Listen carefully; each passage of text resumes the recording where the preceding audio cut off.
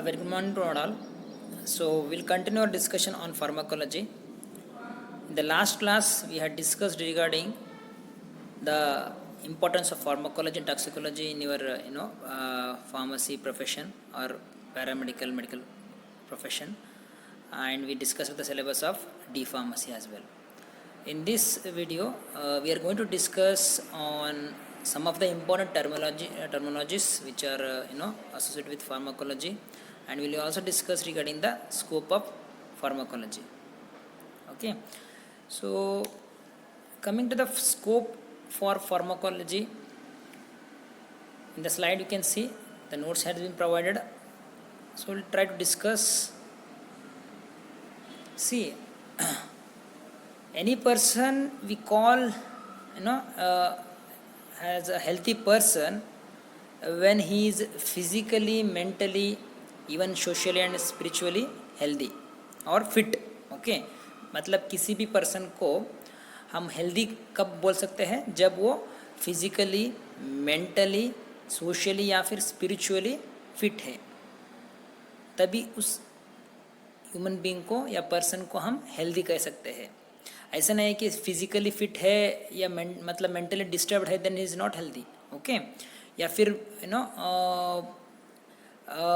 Mentally fit है लेकिन physically he is having some disturbance in the normal physiology process, then he is not healthy person. उसी तरह socially interaction रहना चाहिए, या फिर spiritually the person should be fit, then only the person is said to be healthy. So if any disturbance occur in either physical, mental, social or spiritual state, the person will come across a disease. So अगर वो physically कुछ disturbance है तो एक disease, particular disease के दौरान वो person गुजरेगा, या फिर mentally if he is disturbed then he will be having some psychological diseases. So इसलिए हम क्या बोलते हैं, इवन WHO के हिसाब से हेल्थ का डेफिनेशन वही दिया गया है कि a person is said to be healthy when he is physically, mentally, socially, spiritually fit, then only is said to be healthy. Any disturbance in this state will bring the person to a condition called as disease. तो disease condition में हम क्या करते हैं, मतलब अगर physical disturbance है तो he will have some disease physical, okay, या mentally he will have some disturbance, then he will have some certain kind of disease like schizophrenia or Alzheimer, something like that. So in that disease condition what we do, disease condition में हम क्या करते हैं, बाहर से कुछ ऐसे substance देते हैं जिससे कि वो डिस्टर्ब्ड कंडीशन या स्टेट नॉर्मलाइज्ड हो जाए. Isn't it?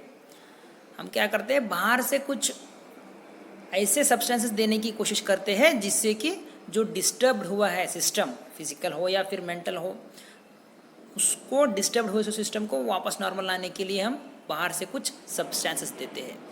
तो उन सब्सटेंसेस को हम क्या बुलाते हैं, drug. Okay, normally human body कैसा बिल्ड है, it is having its ability to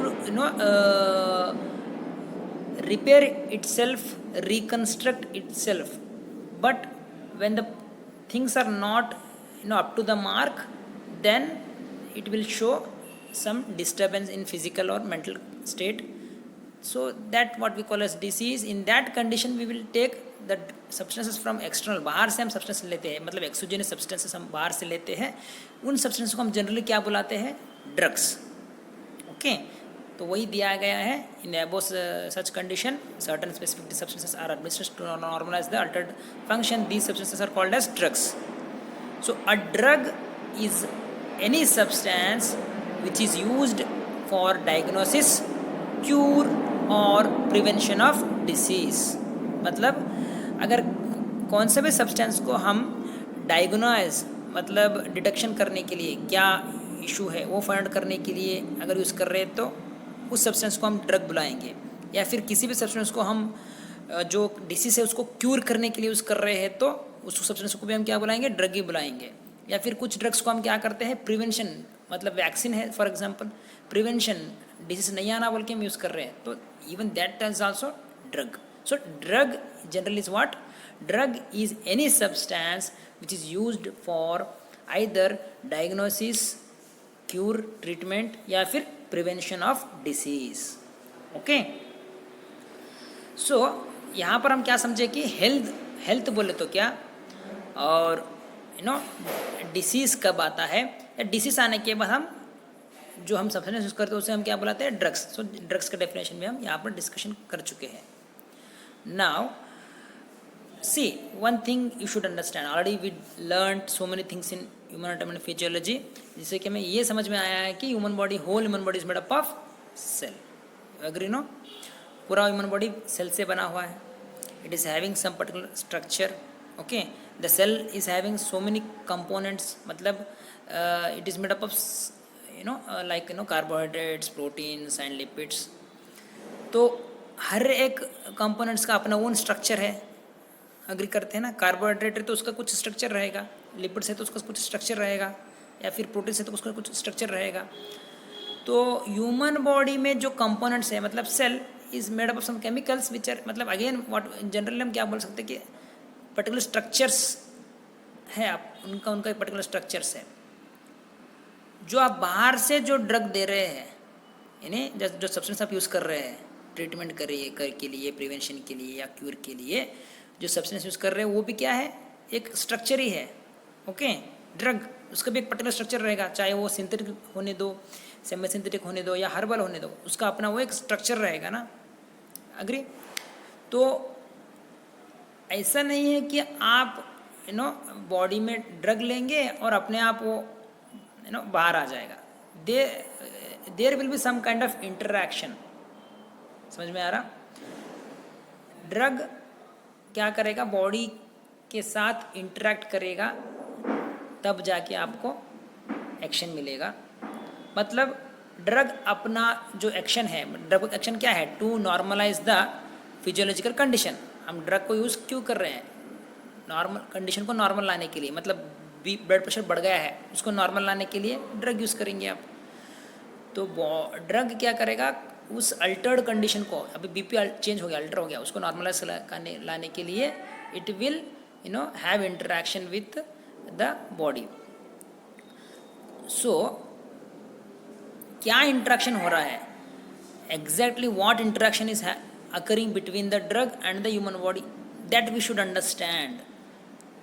We should understand how and why, where the interaction is occurring between the drug and the human body. That study is done by branch of science called as pharmacology and toxicology. Toxicology is specifically concerned with toxicity of the drugs. Okay, तो pharmacology का intention क्या है? To study and understand the interaction between the drug and the human body. There will be definitely some interaction. Without interaction between the drug and human body, the action will not be there, will not be produced. So some kind of interaction will be there. So what kind of interaction is occurring? How, where, when? That all parameter study is done by branch of science called as pharmacology. Okay, that's what we given here. It become essential to understand the interaction of these drugs with the physiological processes occurring in human body, and such study is fulfilled by branch so called as pharmacology. Okay, थोड़ा हम और थोड़ा clear समझेंगे यहाँ पर. Pharmacology means what? The term derived from Greek word pharmakon. Pharmakon मतलब drug. Logos मतलब science, मतलब it's a science of drugs. Thus it is a branch of science which deals with the study of interaction of exogenously administered chemical molecules, मतलब drugs बोले जैसा indirectly, with living system. मतलब science का एक ऐसा branch है pharmacology जहाँ पर हम क्या समझते हैं, क्या पढ़ते हैं, हम ये समझते हैं या ऐसे ये पढ़ते हैं कि क्या इंटरेक्शन हो रहा है बॉडी और ड्रग्स के बीच में, क्या इंटरेक्शन हो रहा है, वो पढ़ना, वो समझना, उसी को हम क्या बुलाते हैं, pharmacology. Okay. So, without knowing that your research of drug is not possible. Okay. So, before a drug, is released in the market, it should undergo through clinical trials. Okay. Pre clinical study पहले किया जाता है, बाद में clinical study बोल के किया जाता है. प्री क्लिनिकल मतलब एनिमल्स के ऊपर किया जाता है.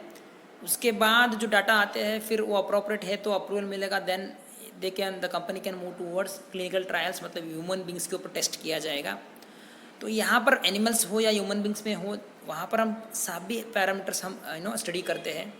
कहाँ पर इंटरेक्शन हो रहा है, कितना इंटरेक्शन हो रहा है, क्या साइड इफेक्ट्स है, कितने डोज के ऊपर क्या इफेक्ट आ रहा है, कौन सा एक्शन आ रहा है, क्या मैकेनिज्म एक्शन है. ओके. क्या साइड इफेक्ट्स है, that all we study. That whole study is done by pharmacology and toxicology. So that's why this subject is very very important for not only paramedical, even for medical students. And this give you a complete knowledge of pharmacy. Without pharmacology, your knowledge regarding pharmacy is incomplete. Okay. So यहाँ पर हम क्या समझे, यहाँ तक क्या समझे कि फार्माकोलॉजी बोले तो क्या, and what you mean by drug, what you mean by health, that all we discussed. Now we will go towards some of the important terms, branches, you can call branches of pharmacology. Pharmacology includes the following branches. बहुत सारे branches हैं, यहाँ पर कुछ 4-5 branches मैंने यहाँ पर mention किया है. So first branch of pharmacology, first branch is what? Pharmacokinetics. ठीक है.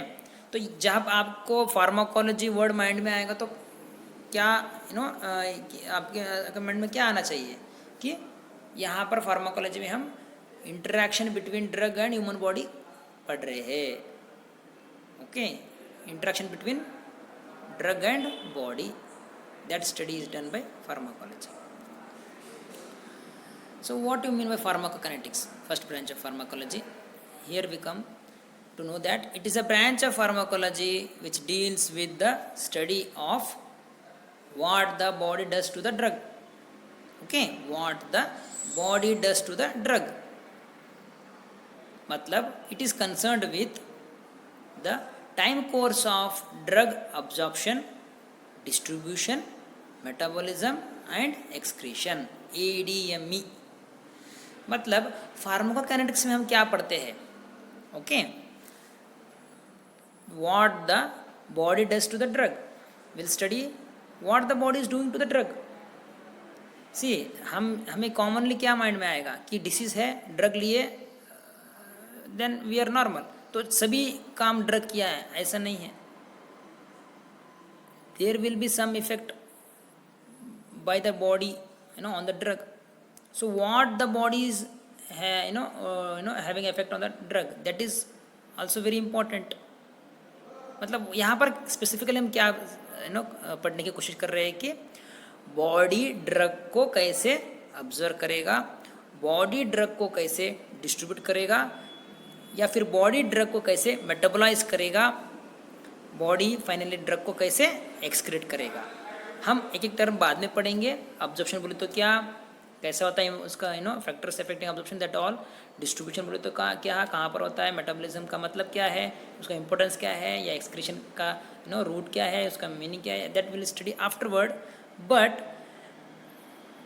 एक दो चीज़ है, मतलब इंटरेक्शन हो रहा है, इसका मतलब क्या, एक फर्स्ट क्या है, what is the effect of body on the drug, that is what pharmacokinetics. मतलब फार्माकोकाइनेटिक्स बोले तो माइंड में क्या आ जाना, ADME, टाइम कोर्स ऑफ, मतलब कितने समय में या कहाँ पर कैसे बॉडी ड्रग को ऑब्जर्व करता है, बॉडी कैसे ड्रग को डिस्ट्रीब्यूट करेगा, मेटाबोलाइज करेगा और फाइनली एक्सक्रीट करेगा.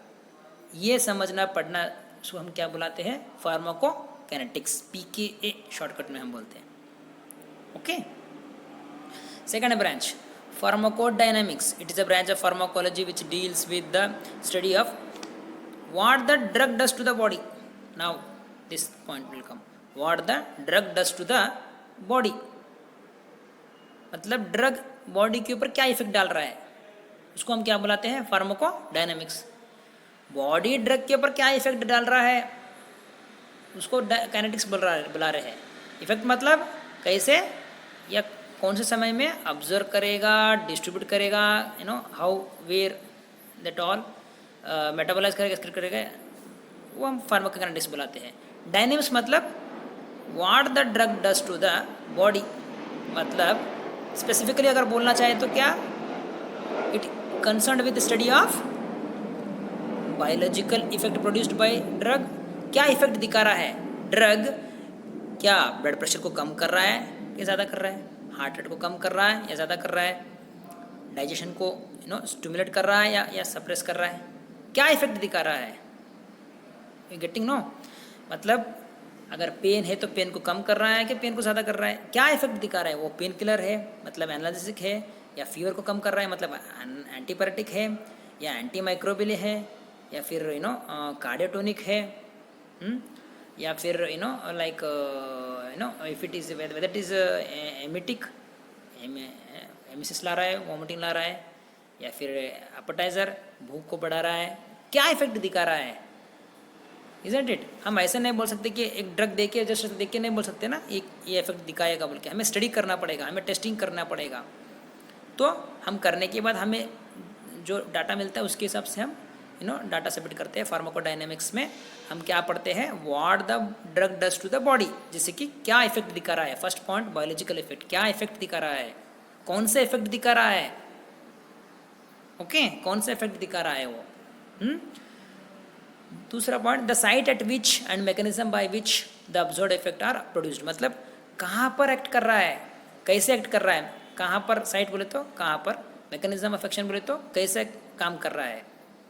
ओके पेन फॉर एग्जांपल समझो, पेन को कम करता है, पेन किलर्स या पेन को कम करने वाले ड्रग्स को क्या बोलते हैं, एनाल्जेसिक्स, नेक्स्ट आपको आएगा।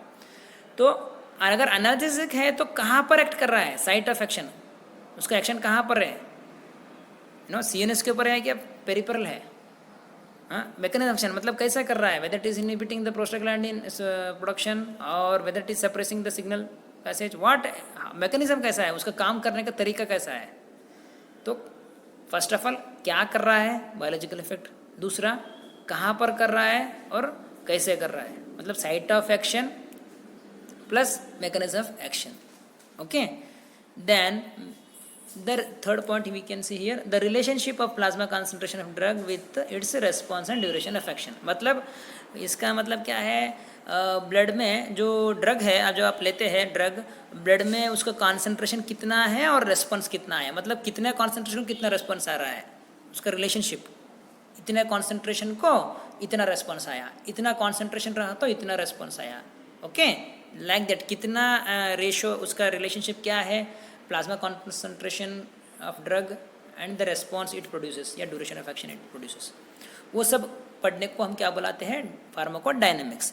इन generally what the drug does to the body, मतलब बायोलॉजिकल इफेक्ट क्या प्रोड्यूस कर रहा है, क्या एक्शन दिखा रहा है, साइट ऑफ एक्शन कहाँ पर दिखा रहा है, कैसे दिखा रहा है, क्या दिखा रहा है, कहाँ पर दिखा रहा है, कैसे दिखा रहा है, ओके एक्शन अपना ड्रग, उस सभी स्टडी को हम क्या बुलाते हैं, फार्माकोडायनेमिक्स। अब दोनों ये टर्मिनोलॉजी को आप एडअप करो। देखो फार्माकोकाइनेटिक्स में आप क्या पढ़े, what the body does to the drug, pharmacodynamics में क्या पढ़े, what the drug does to the body, पूरा डाटा आपके पास आ जाता है। ओके बॉडी ड्रग को कैसे ट्रीट कर रहा है या ड्रग बॉडी को कैसे ट्रीट कर रहा है, तब जाके आपका क्या होगा, complete study of interaction between drug and body will be fulfilled. So the two main branches of pharmacology is pharmacokinetics and pharmacodynamics.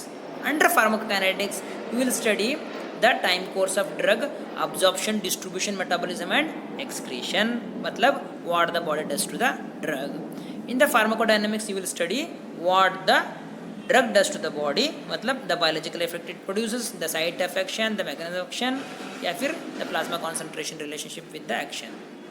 Okay, so इससे क्या होता, फुलफिल्ड होता है। ओके सो इसके फार्माकोकाइनेटिक्स फार्माकोडायनामिक्स के अलावा कुछ दूसरे भी ब्रांचेस हैं जो फार्माकोलॉजी के ब्रांचेस कहा जाता है, जैसे कि pharmacotherapeutics. It is a branch of therapeutics which involve the use of drug in the treatment of diseases. अगर आप ड्रग्स को ट्रीटमेंट के लिए यूज़ कर रहे हैं तो then that is called as pharmacotherapeutics. Then मतलब सभी डिसीज को क्या ड्रग से ट्रीट करेंगे? नहीं. Even some disease are cured by surgery or some disease cured by radiations. That so if you are using the drugs in the treatment of disease, then it is called as pharmacotherapeutics. Chemotherapy.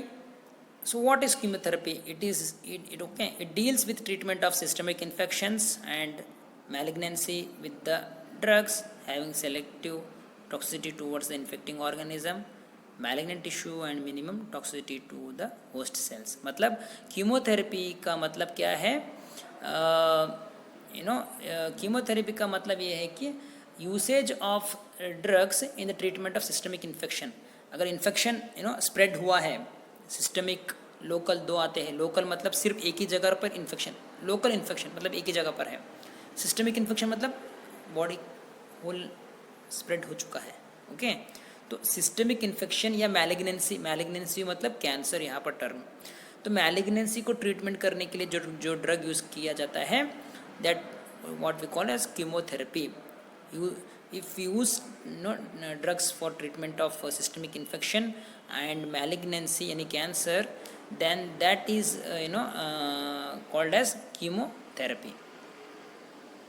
Toxicology is nothing but it deals with study of toxicity produced by the drugs and poisonous effect of various chemical agents in use. मतलब जो हम drug use कर रहे हैं इसका मतलब क्या है? वो सभी पॉजिटिव इफेक्ट दिखाते हैं बोल के नहीं है. The drugs will have some other effect also in higher doses या in excess repeated long term usage they will have toxic effects. तो हमें उसके गुड पॉइंट्स या पॉजिटिव पॉइंट्स के साथ साथ ड्रग के टॉक्सिसिटी पढ़ना भी बहुत ज़रूरी है. उसके जो अनवांटेड इफेक्ट्स या नॉजियस टॉक्सिक रिएक्शन जो दिखाएगा ड्रग, उसे पढ़ना भी बहुत ज़रूरी है, जिससे कि हम डोज को फिक्स कर सके, जिससे कि हम डोसेज रेजिमेन सेट कर सके. तो toxicology is nothing but it is a study of toxicity produced by the drug. सिर्फ इतना ही नहीं, also involve study of symptoms. मतलब इसके सिम्टम्स क्या रहेंगे, या फिर ट्रीटमेंट ऑफ पॉइजन. अगर टॉक्सिसिटी आता है तो ट्रीटमेंट कैसे किया जाता है वो भी हमें पढ़ना बहुत ज़रूरी है. तो इसीलिए किसी भी नया ड्रग को जब डिस्कवर किया जाता है, उसको रिलीज़ करने से पहले क्या किया जाता है? उसका कंप्लीट स्टडी किया जाता है बाय द फार्माकोलॉजी डिपार्टमेंट. देखिए हर्बल ड्रग्स प्रोड्यूस किया जाता है. समझिए फॉर एग्जांपल मैं फार्मेसी का बात करता हूँ तो pharmacognosy students what they do extract drugs, isolate new chemicals from the herbal drugs. या फिर इसके केमिस्ट्री स्टूडेंट्स है तो कुछ वो सिंथेटिक ड्रग्स प्रिपेयर करते हैं, एसएमए सिंथेटिक ड्रग्स प्रिपेयर करते हैं. बहुत सारे ड्रग्स ऐसा इंडस्ट्री में आता है. फिर उसे एक फॉर्म दिया जाता है. मतलब फार्मास्यूटिक्स स्टूडेंट्स क्या करते हैं, उसे एक फॉर्म देंगे, एक रूप देंगे. मतलब उसको सॉलिड फॉर्म में क्रिएट करेंगे टैबलेट्स या कैप्सूल पिल्स के रूप में, या फिर उसे लिक्विड के फॉर्म में प्रोड्यूस करेंगे जैसे कि सिरप्स या फिर इंजेक्शन ऑप्थेल्मिक उसके रूप में, या फिर creams, whatever in parameters suitable होते उसके रूप में वो प्रोड्यूस करेंगे स्टूडेंट्स पीपल. टेस्टिंग करना, अप्रूवल देना, रिलीज़ करना, डाटा देना, ये फार्माकोलॉजिस्ट डिपार्टमेंट का रेस्पॉन्सिबिलिटी है. ये सभी होने के बाद ही ड्रग को मार्केट में रिलीज़ किया जाता है. That is why to it takes crores of या millions of investment to release a single drug. It takes energy of thousands of peoples behind releasing a single drug. For example paracetamol अभी हम 1 रुपये में खरीदी कर रहे हैं, लेकिन उसको डिस्कवर करना, मैन्युफैक्चर करना, ट्रायल्स करना, स्टडी करना, उसके लिए 5-10 साल लगते हैं. अभी थोड़ा स्पीड हो चुका है, लेकिन it will take its own time and investment of so many millions of dollars and thousands of people are working, day and night behind that. Then after that, it is proved that this drug is suitable for this particular disease, and it is having this kind of dosage, it is having this kind of side effects. तब जाके हमें एक suitable, supreme या high quality drugs market में release किया जाता है, जिससे हम अब हमारे जो डिसीज़ कंडीशन के उसको कर सके. सो उसमें फार्माकोलॉजी का रोल बहुत इम्पॉर्टेंट है. I hope you understood the terminologies associated with pharmacology and scope. इसलिए फार्माकोलॉजी का इम्पोर्टेंस बहुत है. That's what I repeated in the last video. In all of the competitive exams, you will get so many questions regarding from this subject, and your study will complete, your pharmacy study will complete, yeah, medical paramedical study will complete only when you have thorough knowledge of pharmacology. With this, I will complete this video regarding introduction या फिर the terms of pharmacology and scope of pharmacology. In the next video we'll meet with something called as routes of drug administration. We'll discuss what are the kinds of routes through which drug can be administered. Till now you understood what is drug, in which condition it is used, and the importance of pharmacology या फिर branches of pharmacology. दो चीज़ mind में रखना बहुत ज़रूरी है. एक है फार्माकोकाइनेटिक्स, दूसरा है फार्माकोडायनामिक्स. ये दोनों स्टडी आपका फार्माकोलॉजी स्टडी को कंप्लीट करता है.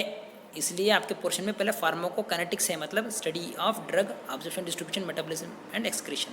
बाद में फार्माकोडायनामिक्स, मतलब what action it is showing, where and how. Okay, I hope you understood. We'll meet in the next video. Thank you.